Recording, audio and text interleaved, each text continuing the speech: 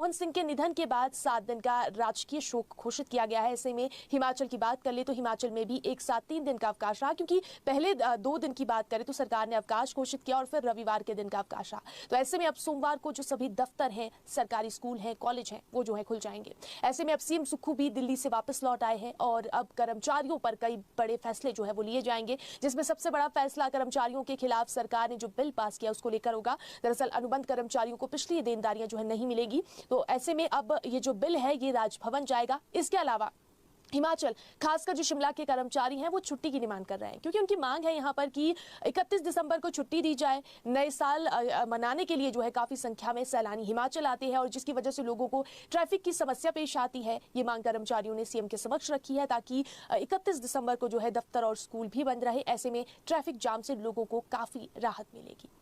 उधर न्यायमूर्ति गुरमीत सिंह संधावालिया ने हिमाचल हाईकोर्ट के मुख्य न्यायाधीश के रूप में पद एवं गोपनीयता की शपथ ली। वे हिमाचल हाईकोर्ट के 30वें मुख्य न्यायाधीश होंगे। राजभवन में राज्यपाल शिव प्रताप शुक्ल ने न्यायमूर्ति गुरमीत सिंह संधावालिया को शपथ दिलाई है और मुख्य न्यायाधीश गुरमीत सिंह ने कहा कि हिमाचल प्रदेश में आना उनके लिए घर आने जैसा है। वे पहले भी हिमाचल प्रदेश आते रहे हैं। पहले तो हिमाचल प्रदेश पंजाब का ही हिस्सा रहा है। उन्होंने कहा कि ये तुलनात्मक तौर पर छोटा राज्य है और यहाँ अपराध के मामले भी कम है। यहाँ ज्यादातर मामले सर्विस और सिविल से जुड़े हुए हैं। वे कोशिश करेंगे कि सभी का सहयोग लेकर जल्द से जल्द मामलों का निपटारा करें। वे खुद एक वकील भी रहे हैं, ऐसे में लोगों को आने वाली परेशानियों को भी बेहतर तरीके से समझते हैं। उन्होंने कहा कि कोशिश करेंगे कि लोगों को तारीख की बजाय न्याय मिले।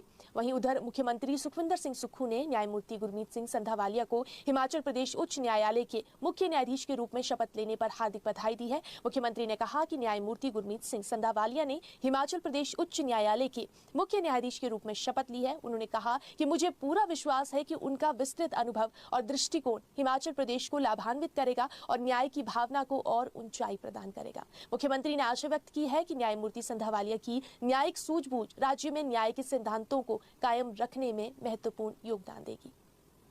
हिमाचल प्रदेश में 2 साल से सरकारी भर्तियों का इंतजार कर रहे युवाओं को नए साल में रोजगार मिलने की उम्मीद है। पेपर लीक मामले के चलते जांच के दायरे में उलझी अधिकतर परीक्षाओं के नतीजे घोषित कर दिए गए हैं और महज 5 परीक्षाएं बाकी जो है बच गई हैं, जिन्हें लेकर सरकार स्तर पर फैसला होना बाकी है। और अब नई जो भर्ती परीक्षाएं हैं उनको सिंगल विंडो सिस्टम के जरिए जल्द शुरू करने की उम्मीद है। हिमाचल प्रदेश राज्य चयन आयोग के सचिव विक्रम महाजन ने कहा कि पूर्व में शुरू हुई भर्ती प्रक्रियाएं लगभग पूरी कर ली गई है। हिमाचल प्रदेश सरकार की ओर से निर्देश मिलते ही 80 पोस्ट कोड की भर्ती प्रक्रिया को जल्द शुरू किया जाएगा। वहीं 80 पोस्ट कोड के तहत 1423 पदों की भर्ती प्रक्रिया भी नए साल में आगे बढ़ने की उम्मीद है। 2 साल से भर्तियों का इंतजार जो है प्रदेश के हजारों युवा कर रहे हैं और उनके लिए ये बड़ी जो है राहत होगी। भंग किए गए कर्मचारी चयन आयोग के दौर में विज्ञापित भर्तियों के पात्र अभ्यर्थियों को कम से कम 2 साल अधिकतम आयु सीमा में राहत देने की तैयारी भी जो है वो प्रदेश सरकार की है और इस सिलसिले में राज्य चयन आयोग ने प्रदेश सरकार को प्रस्ताव भेजा है। उधर कल एचआरटीसी की बीओडी की बैठक होने जा रही है, जिसमें नई बसों की खरीद पर फैसला लिया जाना है। हिमाचल प्रदेश पथ परिवहन निगम के बेड़े में जल्द ही 327 इलेक्ट्रिक और 250 डीजल बसें जो है वो शामिल होंगी। पिछले लंबे समय से इन बसों की खरीद की प्रक्रिया चली हुई थी, जो अब आखिरी दौर में है। उधर निगम प्रबंधन रेट जो है यहाँ पर कम करवाना चाह रहा है। तो खास बात यह है कि इन 327 बसों में करीब 3 बसें लंबे रूट के लिए चलेंगी। इनमें हरिद्वार, दिल्ली, वैष्णो देवी जैसे रूट शामिल होंगे और ऐसे में कल होने वाली निदेशक मंडल यानी बीओडी की बैठक में इस पर अंतिम फैसला होगा। बैठक की अध्यक्षता उप मुख्यमंत्री मुकेश अग्निहोत्री करेंगे। हिमाचल के सरकारी स्कूलों में शैक्षणिक सत्र 2025 व 26 में दाखिले के लिए आयु सीमा तय कर दी गई है। बाल वाटिका से लेकर पहली क्लास तक दाखिले नए नियमों के अनुसार अब होंगे। बीते दिनों मंत्रिमंडल की बैठक में भी इसको लेकर चर्चा हुई थी, तो कैबिनेट की स्वीकृति के बाद शिक्षा विभाग ने इसकी अधिसूचना भी जो है वो जारी कर दी है। सभी स्कूलों को पत्र जारी कर निर्देश दिया है कि नए सत्र से नए नियमों के तहत ही दाखिला करें। उधर शैक्षणिक सत्र 2023 व 24 की बात करें तो इस दौरान नर्सरी, एलकेजी और यूकेजी में पहले से दाखिल बच्चों के लिए आयु में 6 माह की छूट भी दी है और वहीं स्कूलों में कई बच्चों की आयु कम थी और उन्हें दाखिला दे दिया था और अब पहली कक्षा में उनके दाखिलों में कोई अड़चन आए इसके लिए जो है छूट दी है और विभाग ने स्पष्ट किया है कि ये छूट केवल इसी वर्ष मिलेगी। तो यानी कि इसके बाद अब अगर 3 साल से कम आयु के बच्चे का दाखिला नर्सरी में किया तो संबंधित स्कूल के खिलाफ भी कार्रवाई की जाएगी। जाएगी। ऐसे में अब नर्सरी यानी बाल वाटिका 1 में 3 वर्ष और इससे अधिक आयु के बच्चों को दाखिला मिलेगा, जबकि LKG यानी बाल वाटिका 2 में 4 साल व इससे अधिक आयु के बच्चों को दाखिला दिया जाएगा। उधर UKG की बात करें तो इसे बाल वाटिका 3 में लिया गया है। इसमें 5 साल और इससे अधिक आयु के बच्चों को दाखिला मिलेगा। पहली क्लास में 6 साल की आयु वाले बच्चों को